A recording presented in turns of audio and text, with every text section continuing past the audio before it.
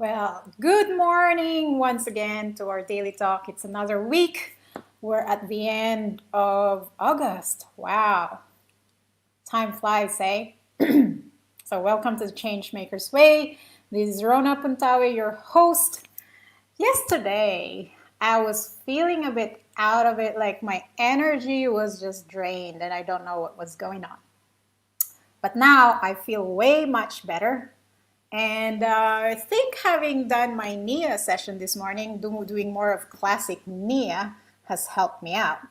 So anyway, I thought it's a good way to segue with our topic today, which is energy, your life force, your personal energy. And I don't mean just, the kind of just the physical energy, but overall energy. I know that's hard to explain because it's intangible, but people can sense your energy. How do you come across, even here online? How do I come across? How does my energy come across? How am I able to energize a crowd? I'm a public speaker, and when I am in front of a crowd, I have a sense of the energy of the group. I have a sense of, am I energizing the group? Because I take it as my own responsibility and accountability to make sure I give the most value to the people who attend my talks, and therefore I give the kind of energy that is positive and that will give a good vibe to my audience. But how do we do that? Because this is something intangible. There's one thing I learned when I did my blue belt in 𝗵𝗃. They have what you call your 4 energy allies. 4 energy allies. So again, I backtrack. I'm not talking about just the physical stuff of energy, which is like, did you drink enough water? Did you have enough sleep? That's not what I'm talking about. I'm talking more about the overall life force that you have, overall energy and spirit. And so that's what I'm going to share today. What are those 4 energy allies? Those 4 energy allies actually have their origins in the book called The 4 Agreements by Don Miguel Ruiz. The first one, the first energy ally is be impeccable with your word. So if you say something, make sure you have the integrity to say only what you mean. So say what you mean what you say, walk the talk. Can you imagine if you are claiming something or saying something you don't really believe in or you don't really mean it? That loses the power of your words. So when you honor your word, when you really give weight to your words, and words are powerful, that would resonate with people. It's like you're training people how to respond to you. It's like you're training people to determine how reliable are you with your words. And plus, if you don't really mean what you say, that will kind of gnaw on you. So the second energy ally that you could have is always do your best. And I think that's what got into me over the weekend. It's like, I've been working on this webinar, which is a soft launch of the 10 principles of ChangeMaker's Way. It's actually a manifesto. And that's a pre-launched, a bigger program that I'm launching towards the end of September. And I have my self-doubts and all of that. And then I realized, I reflected on it, and I thought, look, I can't control how people respond to me. I can't control how many people actually turn up. But given what I know, and I'm not a marketing expert, given what I know, given the resources that I have done my best. And I think I should be kinder to myself that I have done my best. And I think sometimes we are too tough on ourselves. We criticize ourselves too much. We are our worst enemies, and we get on in our own way. Thing is, when we know we've done our best, that will help energize us. And to me, just waking up today, I was like, okay, I thought, well, what if nobody turns up? I will like fall flat on my face and I will feel like a failure and it would be embarrassing. But then I thought, well, I really can't control that, right? So I felt better. I thought, well, I can only do my best. And I felt good because I've exhausted all my networks as much as I could. I've reached out to different platforms as much as I could, my LinkedIn network, my Facebook network, even personal network, and I've called people up. So I've done everything that I could.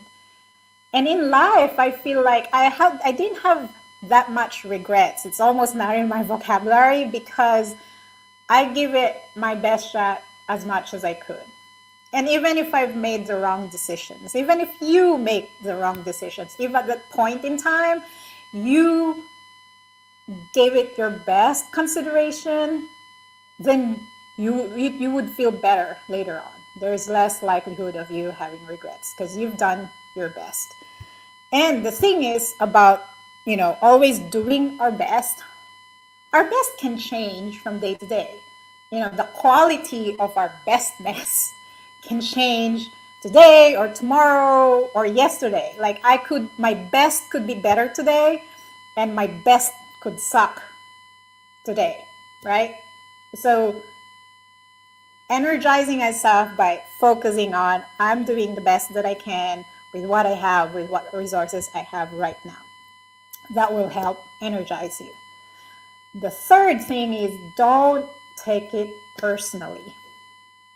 So, nothing others do is because of you. And often how people are to you is a reflection of their own internal reality. Now, if you've done neurolinguistic programming, NLP, which I'm an advocate of, and which I also teach and coach people on, you'll realize that people have their own inner landscapes. And it's amazing how those inner landscapes vary. Some of those inner landscapes could be like Netherlands or Finland, and some of those inner landscapes could be like Philippines or even Delhi. It's vastly different what those inner landscapes are in people's minds. So how people respond to you and react to you is a reflection of those inner landscapes. So do what you can to not take things personally. I know that's hard because we can get triggered, right? And we're just human beings. But it takes practice. We got to start somewhere. And when people insult us, when people offend us, right? Let's take a step back. One way we can do this is what I call a fly on the wall exercise. Like imagine you're astrally projecting out of yourself and you're a fly on the wall and observing what's going on. Like you're watching a movie, watching yourself interacting with the other person. So that way you're able to get yourself out of the situation and not take things personally. Because that's such an energy sucker, right? Like when people deliberately attack you or when people offend you, especially for no reason at all, and you're surprised, like, what's with this person? What's with all this drama? And they just suck the life force out of you. Don't let them do it, okay? Keep your poise. Keep your elegance. Don't take things personally as much as you could. I know it's hard. But practice, practice, practice. And the fourth energy ally is, I have to look at my cheat sheet. Again, this is hard. Don't make assumptions. Not making assumptions requires a lot of self-awareness. It requires a lot of mindfulness. And the thing about assumptions is, it's okay to make assumptions because sometimes we have to make decisions with imperfect information, and well, we'll never have perfect information anyway, and we won't have all the data that we need. There's no such thing as 100% information or 100% data. So we can make certain assumptions, but the onus is on us to test those assumptions. And what better way to test assumptions than ask Ask and ask. Ask a question. Have the courage to ask a question. You know, like, does this person like me? This person is not talking to me. So just ask.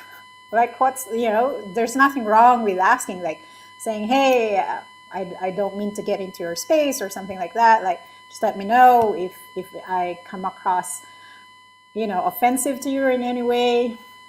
Just ask rather than tormenting yourself with your assumptions, right? And sometimes the other person can just be an introvert, and for all you know, you've taken on these niggly assumptions without realizing, well, it's got nothing to do with you, right? So test your assumptions. And when you're immune, I'll read this. When you are immune to the opinions and actions of others, you won't be the victim of endless suffering. Think about it, right? Like if it's like water over the duck's back. I'm so bad at these aphorisms. I don't know if I get them right, but yeah, just you let it go. Just let it go. Don't make assumptions, right? And the other thing is when I'll just take a side story here. One of the main causes of my arguments, when I get to argument with my partner, is because of assumptions. He or I assume that we're thinking the same thing when actually we don't, right? It could be very, very simple things. Like yesterday we're talking about my registration page and said, well, set up your registration. And I was like, I already set it up. It includes a payment process in there. And I was like, oh, well, that's not a registration. It was like, what kind of registration are you referring to? So obviously we're calling the same thing. We're using the same term for the same thing, but we're actually meaning different things in our head, and that happens a lot. And sometimes it's called language games. People get into this concept of, what they have, the internal representations they have of a word that they're using is actually entirely different from another person's meaning, and that creates a lot of friction, especially if we don't realize we're making assumptions and we're not testing our assumptions. So one of the antidotes to that is to communicate as cleanly as we can. And one of the practices that I've learned and I've adopted years ago is called clean language. One of the simple things you can ask is, so when, say for example, somebody says, when you're okay, that's like what? Because you say, oh, are you okay with it? And they go, yeah, I'm okay. But you can tell from the face they're not, right? Don't make the assumption that they're truly okay. So then you can ask the question, okay, when you're feeling happy, that's like what? Or when you say that you're angry at me, is there anything else about that being angry? Or what? Is just basically ask more probing questions and make sure you come from a space of curiosity, right? Do not assume as much as you can, especially when you're making certain big decisions, right? So test your assumptions, and that will help with your energy.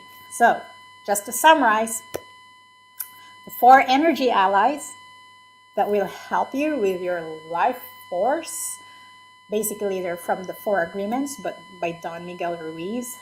One is be impeccable with your word. So in Philippines, we call it palabra de honor. That's Spanish, because Philippines had been colonized by Spain, but that's what we call palabra de honor. Honor your word. Be impeccable with your word.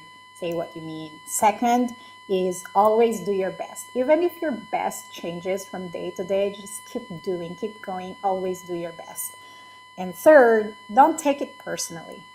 Don't allow others' opinions, reactions, responses to impact your energy, especially the energy suckers, the energy vampires. They're around there, so be careful. So don't take things personally. And 4, don't make assumptions. That's hard because sometimes we're not even aware of the assumptions we make. But do your best. Don't make assumptions. And communicate as cleanly as you can. And don't be afraid to ask questions to test your assumptions. There you go. 4 energy allies to energize your life force, and especially during these challenging times. So hope you get some nuggets from there and you have more energy in your life by applying these 4 energy allies. And if you're feeling depleted, just have a reflection about which of these 4 energy allies are actually affecting you and you're not being true and aligned with. So just test it out, wear it out. If it doesn't fit, that's fine.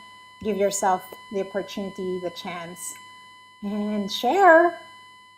If you think that is of value to you, if you think it's helpful for you, share it. So thank you once again and hope to see you tomorrow. Join my webinar tomorrow if you haven't signed up. Links in the description. There's a 10 a.m. Sydney time session and there's a 7 p.m. Sydney time session.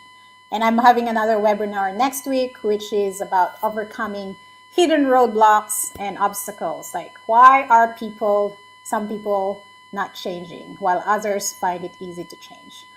Why is it that some people find it so hard and resist change?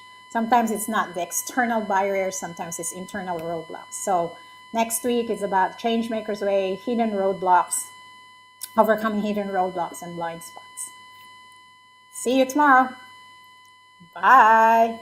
Positive juju, positive energy to all of you. And have a nice day.